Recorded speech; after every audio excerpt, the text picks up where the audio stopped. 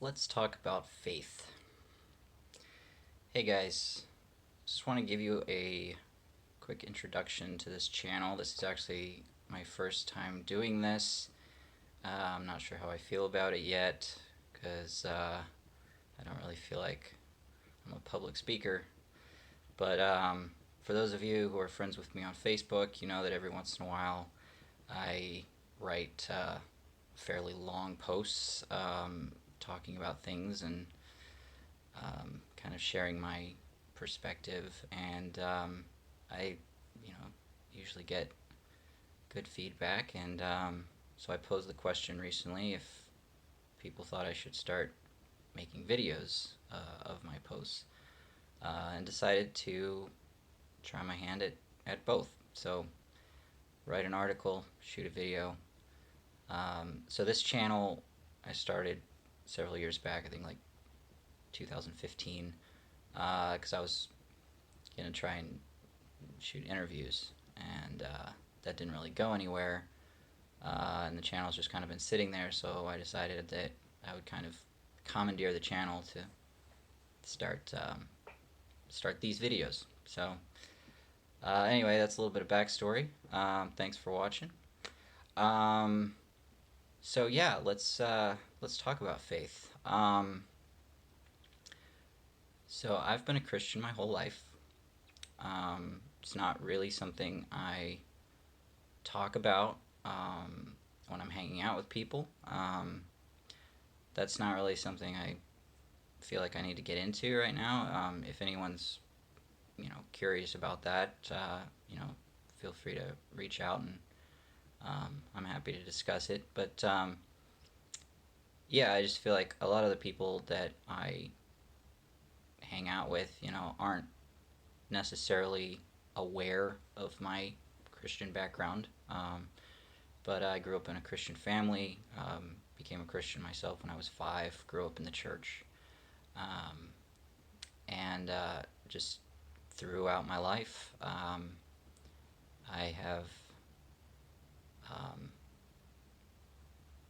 just believed in the existence of God, believed in the Bible, and tried to develop a relationship with God. And there's kind of a cliche that it's not about religion; it's about a relationship, and um, that's kind of a topic for a different conversation. Um, but there are two aspects of my faith that I want to talk about that I think are relevant with what's going on right now. They're both not based on, but there's a verse in the Bible that I feel like is very appropriate for both of these um, topics that I want to talk about, and it's from Deuteronomy 31:6, and the last part of that verse says, "I will not leave you nor forsake you," and those two words seem like synonyms, but I take it to mean that He will always be with us, and He will always um, be involved. Um, you know, he he may be present, or someone could be present without being actively involved, and that could be the meaning of forsaken. But He won't. He will not leave us or forsake us. Um, so the first thing I want to talk about is trust. And I have been on a journey myself of learning to trust God. Um, Pretty much ever since I left doing security, and I started driving for Uber to free up my time to be able to do gigs in the film industry. Um, I faced a lot of financial difficulties. Not to mention the fact that I got myself into a giant pile of debt, and so I kind of always had that hanging over me. And So over the years, as a freelancer and as an Uber driver, there were a lot of times where I would have a bill coming up and I didn't have the money to pay for it, and I would always get really worried, and I would pray about it, and I would ask God to, you know, provide, and you know, and he always did. Um, but even more than that, you know, talking to him about what I was going through, and um, the fears that I had, he would speak to me, and he would give me peace. Um, and just to kind of go on a rabbit trail, as far as hearing from God, the best way I can describe hearing God's voice is like music. Um,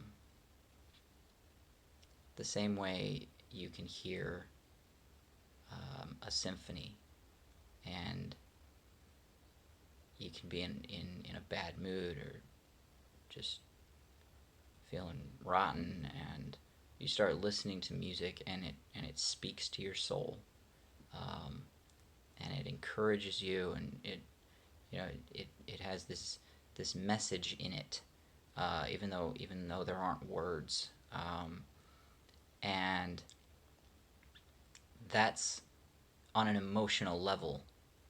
That's how it feels when I hear from God. It affects the way I feel. Um, but there are words, meaning he does he does say things. He doesn't just come in and make me feel differently. He actually speaks using sentences. Um, and So every once in a while, I would be praying about something, and he would actually say something. Um, whether it be about my attitude, or just giving me a simple command of wait, or I've got you.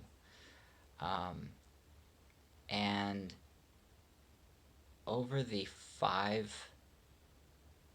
or 6 years since getting out of security, he's always provided for me.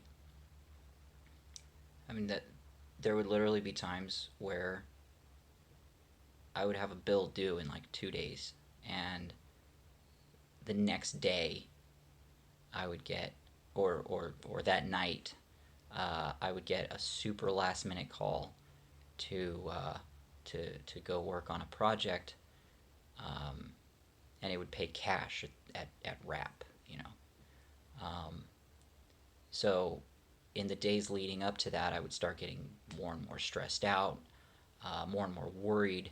I'd sit out on the sidewalk and have a smoke and just be going, God, I've got this bill in 3 days. Like, please provide. And even if it was last minute, every single time he would provide the money that I needed for that bill.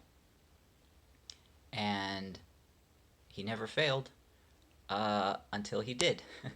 um, and uh, the the amazing thing about God is when he's teaching you something, he teaches you where you are.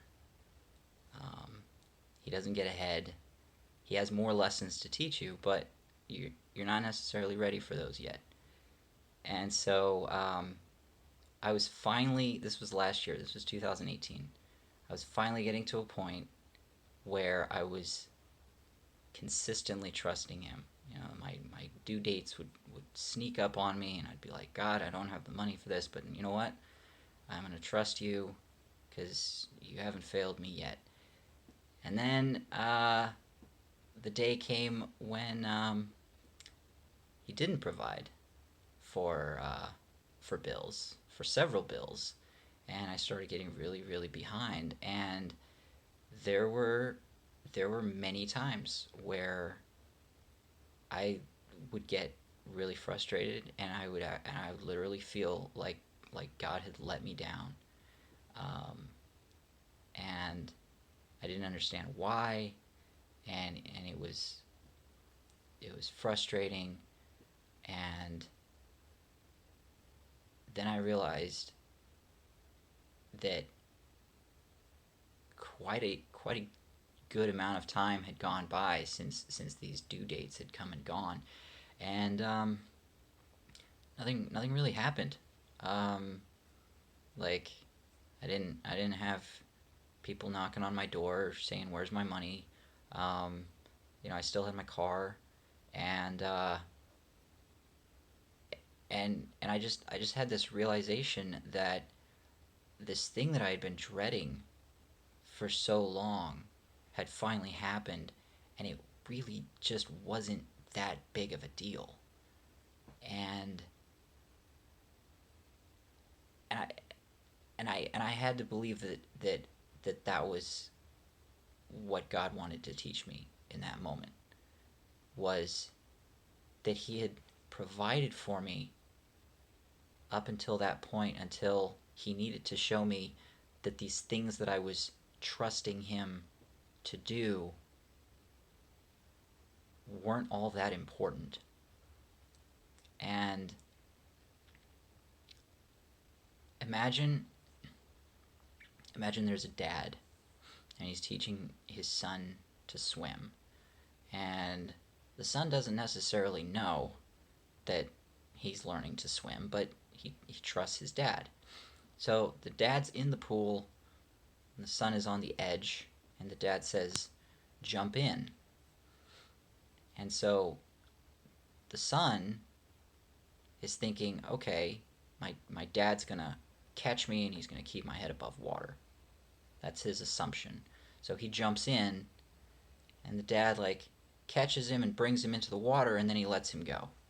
And the kid starts floundering and goes under, maybe gets like a little bit of water in his mouth or something. And then the dad, like, he's right there, he's right next to the son. He reaches out and he lifts him up. And the kid's going, I thought you were going to keep my head above water. I was trusting you to keep my head above water, and you failed me. And the dad goes, I'm teaching you how to swim, but I'm never going to leave you. I'm right here next to you. And I feel like that's what God does with us. Um, so the point of that is God wants us to trust Him, and He just wants us to trust Him. He doesn't want us to trust Him to do something. He just wants us to trust Him. Um,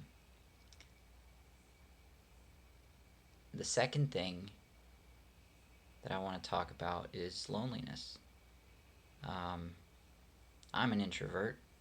I get really tired around large crowds, um, and I like being at home. Uh, but with this quarantine, there have been plenty of times where I could really use a hug, um, and you know, a lot of people are going through that, which is why I think it's relevant. Um, but speaking from my personal experience, um, I've been single my whole life, and there have been countless times when I wanted nothing more than to be in a relationship. And I would sit in my room by myself, just thinking, how awesome would life be right now if I had a companion, if I had a partner in crime. Um, and as I've learned to take those desires and those concerns to God, and just be honest with him about how I'm feeling. And um, you know, he has an amazing way of speaking to the actual issue. Um, and so many times, what we're feeling or what we want is a symptom of an underlying issue. And so as I would pray about it, and I'd be like, God, this is how I'm feeling. Um, can you please fill this void in my soul? Um, and he would always help me to, not all, he wouldn't always help me, but he would always help in some way. But sometimes the way he would help is by um, showing me what I'm actually feeling, and what it is that I'm actually missing. Um, and one of the things he showed me one time as I was praying was that when I'm sitting there wanting to have a girlfriend, what I'm picturing in my mind is having someone there that I'm laughing with, and we're having these great conversations, and she loves me to pieces, and all is right with the world because I have a girlfriend. And then God put this scenario in my mind where he was like, okay, let's say you have a girlfriend, but maybe she's upset about something. Um, Maybe she's upset with you.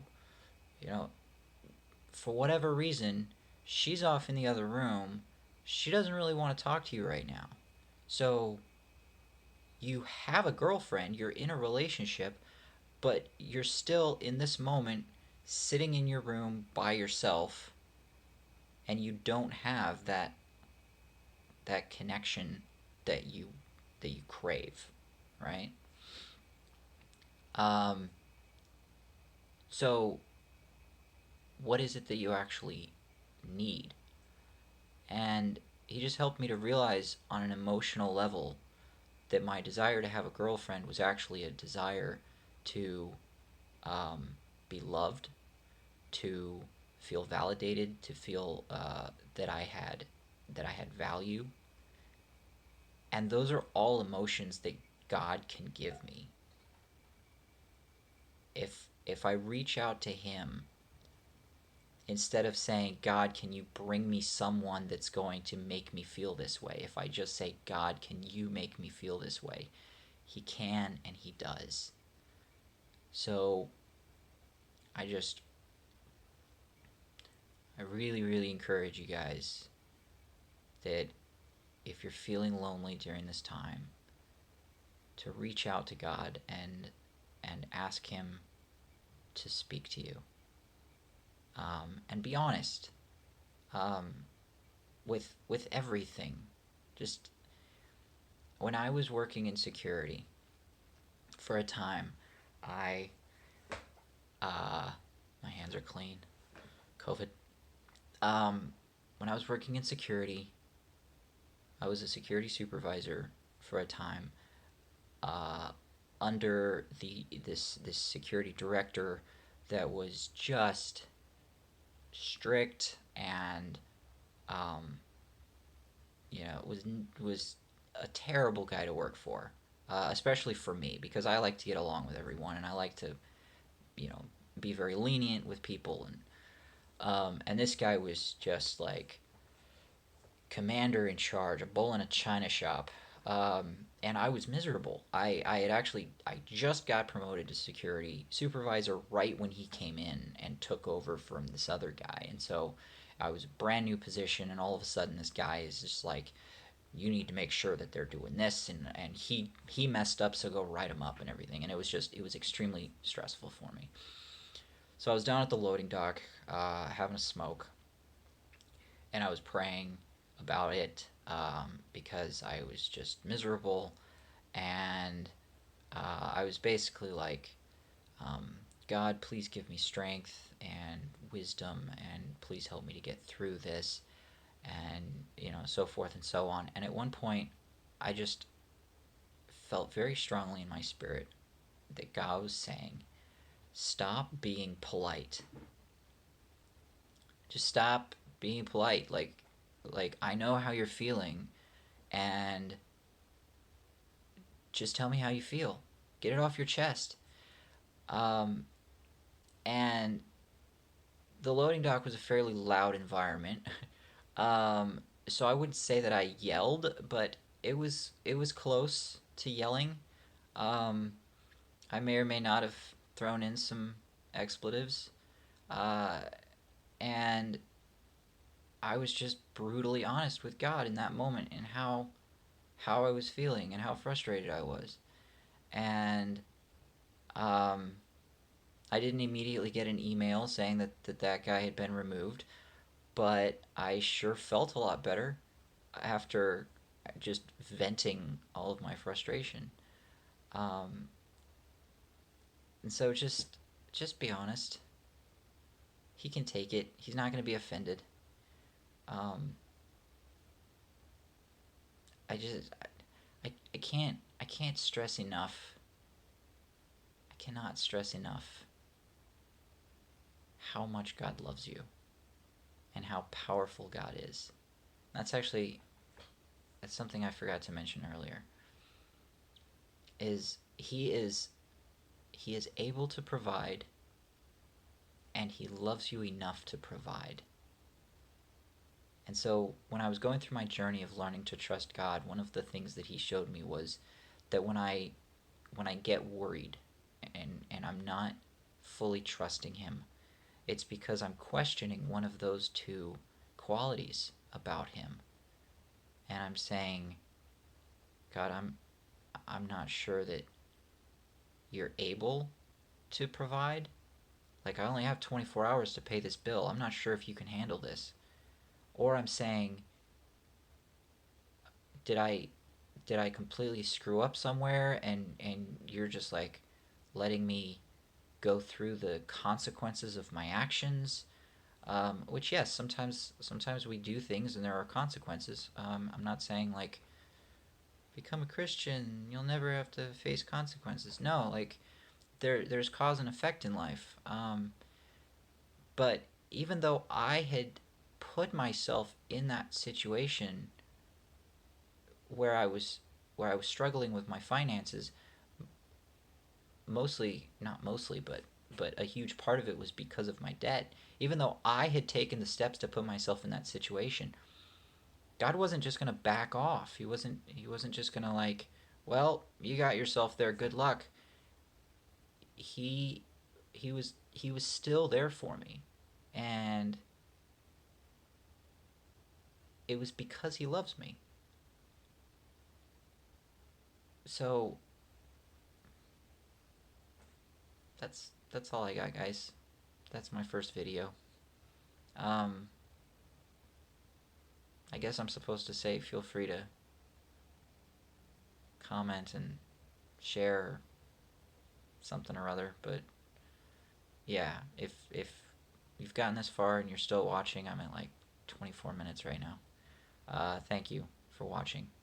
And future videos, I don't usually talk about Christian topics in my Facebook posts.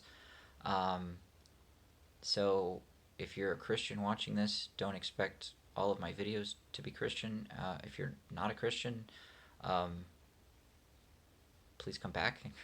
uh, I'm not only going to talk about Christian topics. In fact, this is probably the most Christian post that I've ever done um, on Facebook. I mean, it's my first video here, which is um, interesting that this would be my first video. Um, but anyway, I talk about a lot of different things. And if you like this video, subscribe and hit the little bell so that it tells you when I upload my next one. All right. God bless. Peace.